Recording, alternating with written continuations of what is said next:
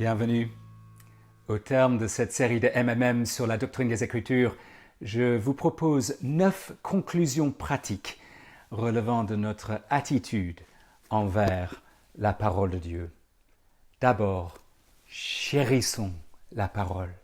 Comme le psalmiste, que la parole du Christ habite en nous avec toute sa richesse.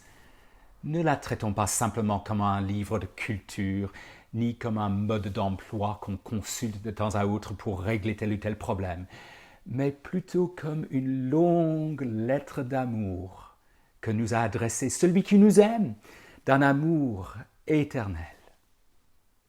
Que nous laissions notre cœur mariner dans la parole de Dieu.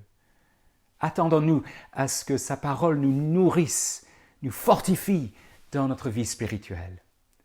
Deuxièmement, tremblons devant la parole. Voici sur qui je porterai mes regards, sur le pauvre qui a l'esprit abattu, qui tremble à ma parole. C'est Dieu qui nous parle dans la Bible, pas n'importe qui. Permettons qu'il sonde notre cœur. Ne nous érigeons au-dessus d'aucun texte. Troisièmement, prions afin que Dieu nous éclaire sur le sens de sa parole. Prions Dieu avant d'étudier sa sainte parole. C'est Dieu le Saint-Esprit qui l'a inspiré.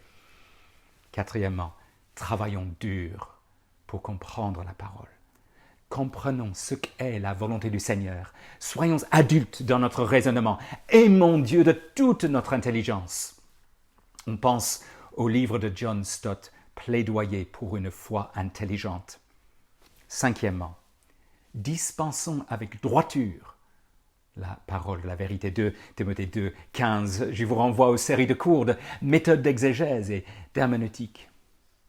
Sixièmement, appliquons la parole à notre intelligence, à notre volonté, à notre comportement, à la vie quotidienne, aux philosophies du monde, aux questions que soulève notre société.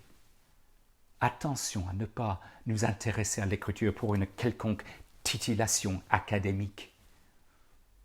Septièmement, profitons des occasions pour annoncer la parole aux incroyants. C'est leur seul espoir.